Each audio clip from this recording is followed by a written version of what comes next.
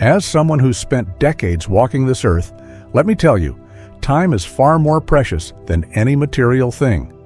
Yet, as the years go by, many of us fall into the trap of spending our limited time on things that don't truly matter.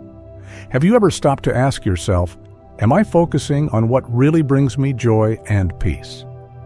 Today, I want to share some hard-earned wisdom on letting go of what no longer serves you. These simple shifts can help you live a lighter, happier, and more meaningful life, because at this stage, every moment counts. If you find this helpful, drop a comment below with the city you're tuning in from, and don't forget to like and subscribe for more advice on living your best life after 70.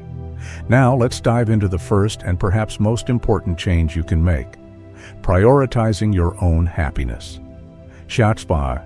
1. Neglecting your own happiness. Happiness isn't something you stumble upon, it's something you choose every single day. But for so many of us, especially after 70, happiness seems to slip lower on our list of priorities. We've spent decades taking care of others, our children, partners, and even colleagues, always promising ourselves that someday we'll make time for our own joy. Then one day we realize that someday has come and gone, and our happiness has been left behind. I've seen this in my own life and in the lives of friends. A dear friend of mine, Martha, spent years dreaming of painting, but always told herself she was too busy.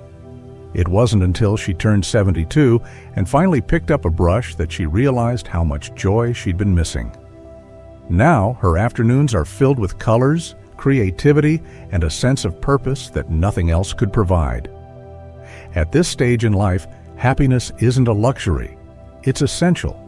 Whether it's gardening, dancing, playing an instrument, or even something as simple as sitting quietly with a book, these are the moments that breathe life into our years.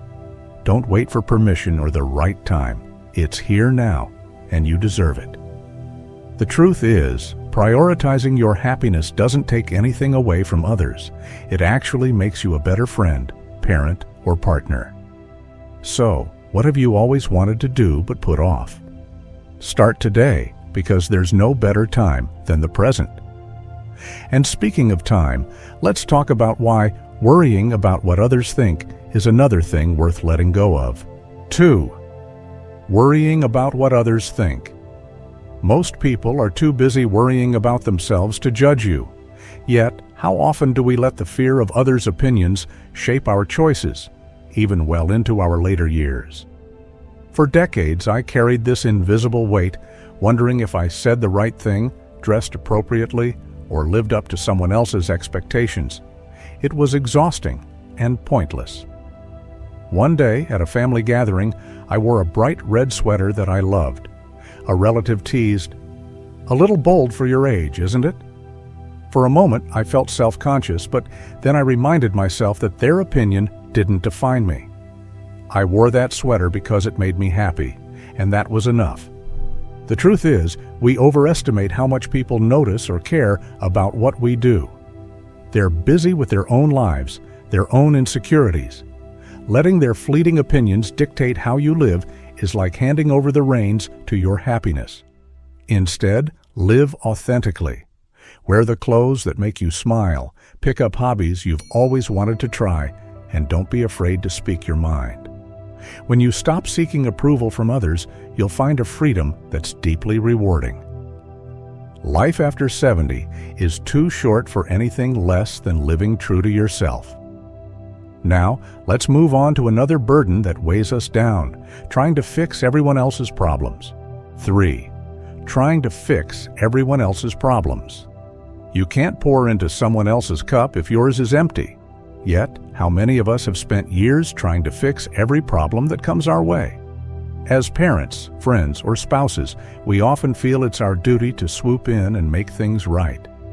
But at this stage in life, I've learned that trying to carry others' burdens often leaves us drained, frustrated, and even resentful. I remember a time when my son was struggling with a career decision. I threw myself into helping him, researching, offering advice, and even suggesting contacts he could reach out to. But in the end, he made his own decision, one that had little to do with my efforts. What I realized was that while my intentions were good, I wasn't giving him the space to learn and grow on his own. Sometimes the best way to help someone isn't by solving their problems, but by offering your support and encouragement. Be a listening ear, share your wisdom, and let them know you believe in their ability to figure it out. When you stop trying to fix everything, you free yourself to focus on your own well-being and passions. And trust me, it's liberating. Speaking of freedom, let's talk about letting go of grudges and how they can weigh us down. 4. Holding on to grudges. Anger doesn't punish anyone but yourself.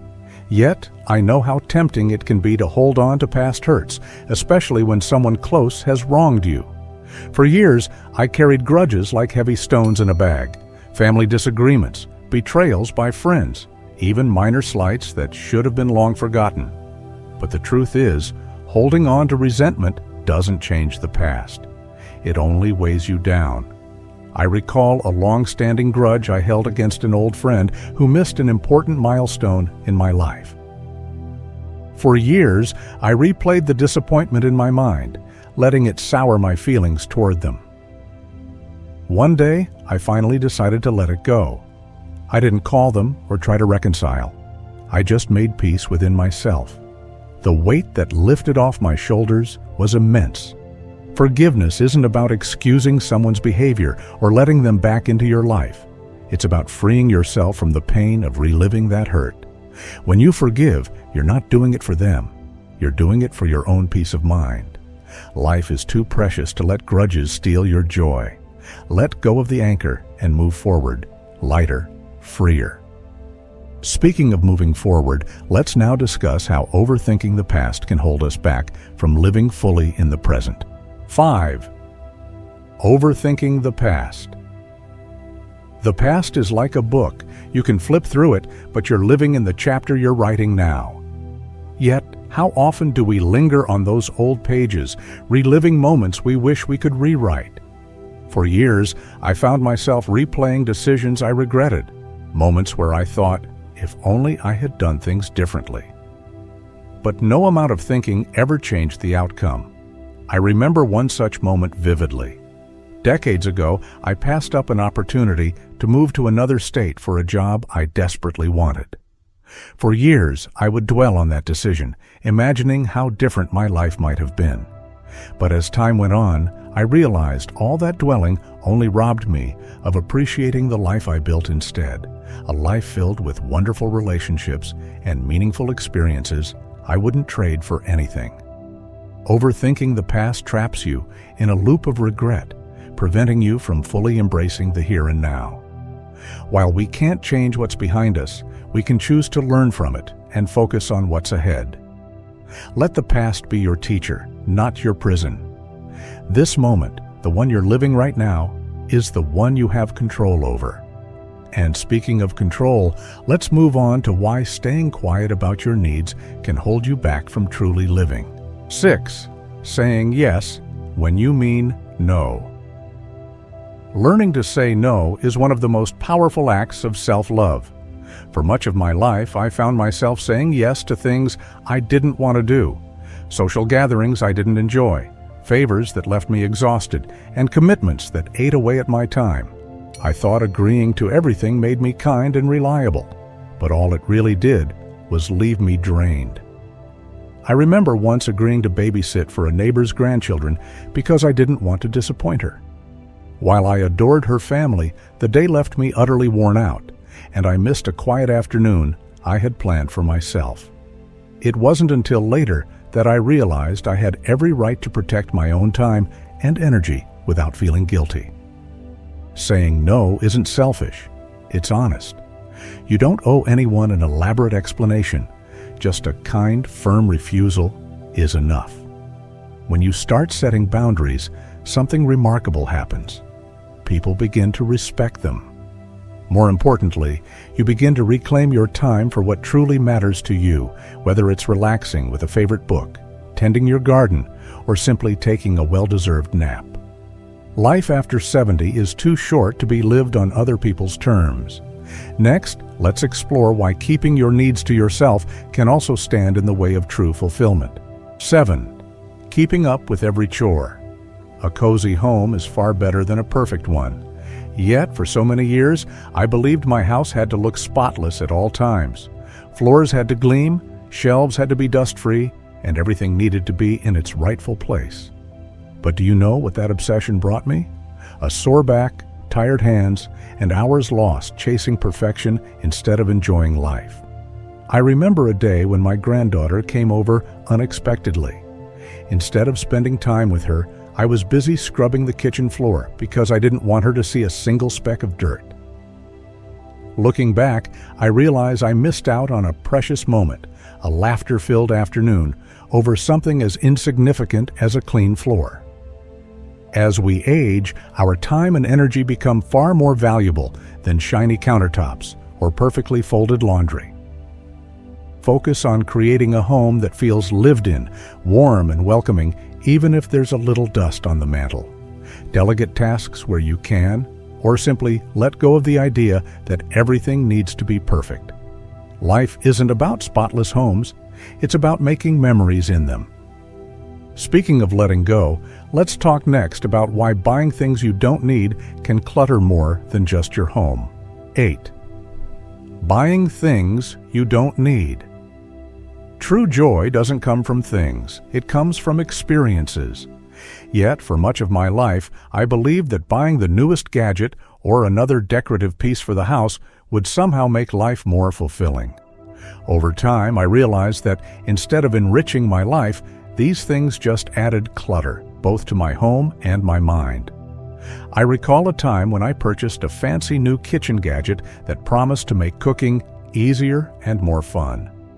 After a few uses, it ended up sitting on the shelf, gathering dust, while I still reached for my trusty old tools. Looking around my home, I saw dozens of similar purchases, unused, unnecessary, and taking up space that could have been filled with peace and simplicity. At this stage in life, simplifying is liberating. Instead of accumulating things, invest in experiences. Take a trip to a place you've always wanted to visit. Enjoy a special meal with loved ones, or sign up for a class to learn something new. These are the moments that stay with you long after the novelty of a new purchase fades. A simpler home and a lighter heart go hand in hand. And as we clear out the unnecessary, let's also look at why comparing ourselves to others can clutter our minds. 9. Comparing yourself to others. Life isn't a competition, it's a journey. But for years, I found myself looking at others and wondering, why don't I have that? Why haven't I done more? It's a dangerous game, one that can rob you of joy and leave you feeling inadequate, even when there's no reason to be. I remember attending a friend's 75th birthday party. Her children had planned an extravagant celebration, complete with speeches, photos, and lavish gifts. As I sat there, I couldn't help but think about how different my family's celebrations were, smaller, quieter, and simpler. For a moment, I felt envious, until I realized how much love and laughter we had shared in our gatherings. No extravagant display could replace that. What we see in others' lives is only the surface. That perfect family photo might hide unresolved conflicts. That neighbor who seems to have it all might be struggling in ways you can't imagine. When you focus on what others have, you lose sight of the blessings in your own life. Instead of comparing, practice gratitude. Take a moment to appreciate the people, health, and memories that make your life uniquely yours. Speaking of gratitude, let's now explore why staying quiet about your needs can prevent you from truly embracing life. 10. Staying quiet about your needs. You deserve to be heard and loved. But for many years, I found myself staying silent about what I needed, convincing myself that it wasn't a big deal or that I didn't want to trouble anyone. The truth is, holding back only led to frustration, loneliness, and even resentment. I once spent an entire weekend babysitting my grandchildren while silently wishing I could ask for a break. I didn't want to seem ungrateful or selfish, so I pushed through.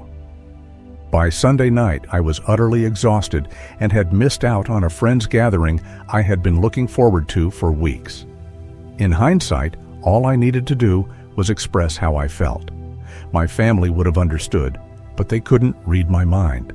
Speaking up about your needs isn't selfish. It's necessary. Whether it's asking for help around the house, setting boundaries, or sharing your feelings with a loved one, being honest creates stronger connections. People appreciate your openness and are more willing to support you than you might think. Life is too short to keep your needs bottled up. Advocate for yourself, because no one else can do it for you. And now, let's discuss why trying to please everyone can be just as draining as staying silent. 11. Trying to please everyone.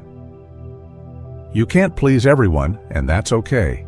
Yet for so many years, I tried. I said yes when I wanted to say no, went along with plans I didn't enjoy, and bent over backward to keep the peace.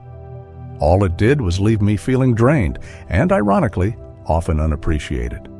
I recall a time when I spent weeks organizing a family reunion because no one else stepped up. I thought it would make everyone happy. While the event went well, I barely had a moment to relax or enjoy myself. Afterward, I realized that I had missed the point of the gathering, to spend time with loved ones, because I was so busy trying to ensure everyone else had a perfect day. The truth is, no matter how much you do, someone will always have an opinion or a complaint. Trying to meet everyone's expectations is not only impossible, but also unnecessary. What matters most is your own sense of peace and happiness. Focus on doing what feels right for you. The people who truly care about you will understand and appreciate your boundaries. And when you stop trying to please everyone, you'll find more joy and fulfillment in living authentically. Next, let's dive into how neglecting your own happiness can hold you back from truly thriving. 12th, letting clutter rule your life. Declutter your space to clear your mind. Over the years, I've learned that physical clutter often mirrors mental clutter. Yet, like many people, I held on to things for far too long. Old furniture, clothes I hadn't worn in years, and drawers packed with items I couldn't even name. I thought these things had value, but all they really did was take up space and weigh me down. I remember trying to find a photo album one afternoon only to get lost in a mountain of stuff in my closet. The frustration of digging through piles made me realize something important. My home wasn't serving me. It was controlling me. That moment inspired me to start letting go, piece by piece. Simplifying your space doesn't mean giving everything away. It means keeping what adds joy or serves a purpose and releasing what doesn't. Start small, a drawer, a shelf, or a corner of a room. You'll be surprised how freeing it feels to reclaim your space. At this stage in life, less truly is more. A clear, open space invites peace and allows you to focus on what really matters. And now, as we wrap up, let's reflect on how embracing these changes can lead to a richer, more fulfilling life. Life after 70 doesn't need to be complicated. It's a time to focus on what truly matters: your happiness, health, and the moments that bring joy and meaning. Let go of the things that no longer serve you, whether it's clutter in your home or unnecessary worries in your mind. Start small. Pick one change from today's advice, perhaps forgiving someone or setting a boundary, and take that first step toward a lighter, freer life. You've earned the right to live fully and authentically. So embrace it, and remember, your best years can still be ahead of you.